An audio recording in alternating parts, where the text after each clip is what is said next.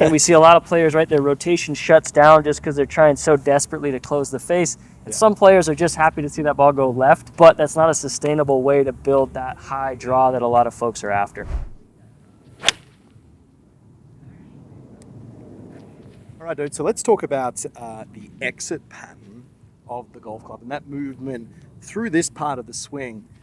For a player, and we were talking about this earlier, that you've just had a trend of guys coming in where the handle's been thrown out, the face has been shutting down a lot, and they're really struggling with blocks and hooks. Correct. Not only that, the low point of the golf swing, or where the bottom of the swing arc is, it's too far behind. Yep. Right?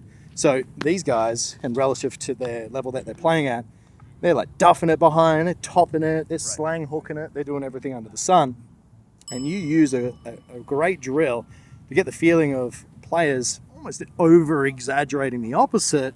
You might hear it a little bit. It's a bit of a clickbait term at the moment of like exiting left. Sure. Right? But for a player like this, who's thrown that handle way out to Mississippi over there and the face is shutting down, that they are keeping the face a little bit more passive, the handle's working around.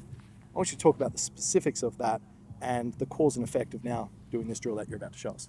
Absolutely. So I think, we've covered it too here, and I think a lot of people talk about the takeaway a lot, which I think the takeaway is incredibly important. There's certainly obviously some benefits there, but I think not a lot of people talk enough about the forward swing, what happens after that golf ball is struck by that golf club. And a lot of people think it's just sort of like some sort of blackout phase and they'll hit some Rory looking follow through and life's good because they got the takeaway good and the downswing good. But it's a holistic movement.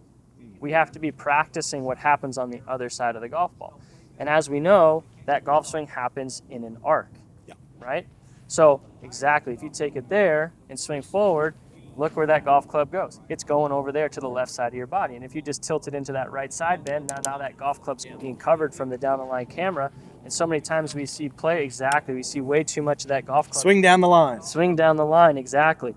Now, we see people who try to swing so much from the inside because they've been swinging over the top forever. They feel like they got to do something looking like that. And some players need that amount of exaggeration to move the needle. But a lot of folks, if they tried to do that for months on end, they might actually get to that position.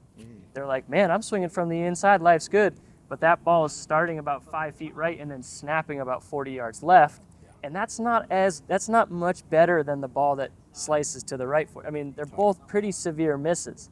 So again, I'm a big fan of, hey, let's build the swing the way we want it to be 6 months from now. Maybe we exaggerate a little bit, but not to the point where you're coming so far from the inside that now we got to put you back on the other side of the seesaw and have you feeling over the top to get out of this that you did.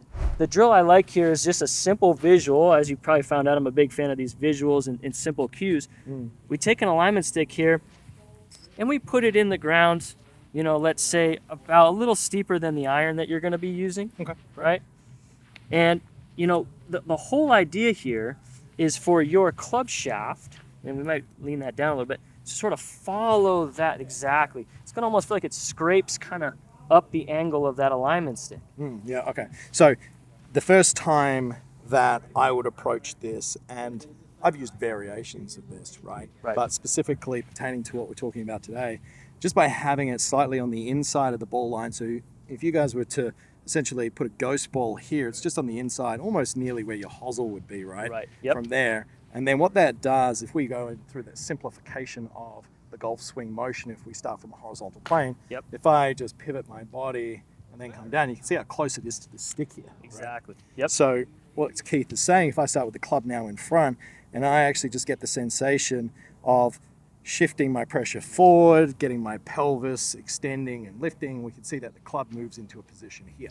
Exactly. And the other thing that I like that you're doing is you're keeping the sole or the leading edge of that club essentially parallel to your spine angle. I think a big misconception a lot of people have is that they really have to rotate the face over to hit a draw. Like they have to really shut the face. And I see a lot of players doing that and starting the ball left and curving it left for right-handed players. And we don't need to do that. If you look at somebody who plays a beautiful push draw, a Rory or a Tommy Fleetwood, that face is actually very passive through impact and after impact. And as we know, it's the path that makes that ball curve relative to the face. So if your face is where you want the ball to start, your path has to be a little bit to the inside of that to make it curved, but it's not the slamming over of the face and the chasing of the arms down the line that makes the ball draw. Rotation of the forearms. Rotation of the forearms. And we see a lot of players, right, their rotation shuts down just because they're trying so desperately to close the face. And some players are just happy to see that ball go left rather than to the right like they've seen it for so many years. But that's not a sustainable way to build that high draw that a lot of folks are after. Yeah, and I would add the most important piece of this within the sensation of what you're doing with your body would be to ensure that when you are moving the club, and I like to start in my normal setup, just place it just in front of the ball. I'm not just throwing this thing around the corner and going, oh yeah, well that's good, right? So even though you're achieving that outcome with the face looking reasonably okay, and yes, the shaft is close, well, if I'm getting into this position in my golf swing, I'm snapping my lead wrist, my shoulder's popping out, I'm buckling my knee, and I'm not having fun. You're going to be on the bench here in, a few holes. Exactly. So when we are getting this feeling, we talked about it a lot in regards to the relationship of, let's call it the belt line and the end of the club here, is ensuring that you are feeling that this invisible relationship between the belt line and the end of the golf club is staying constant as we move into this position. You can see that my body is shifting and rotating towards, which allows and facilitates that face being relatively straight compared to my spine angle, right? Exactly. Now, we will precursor in this and say this is not an all-round fix for everyone. The majority of players do this too much. Right, so they pull their arms around, the face is too open, and the club swings left. So this is specifically for someone who is just throwing it way out to the right, the face is shutting down too much, or someone who just wants to learn more about the actual ins and outs of what should happen throughout the motion.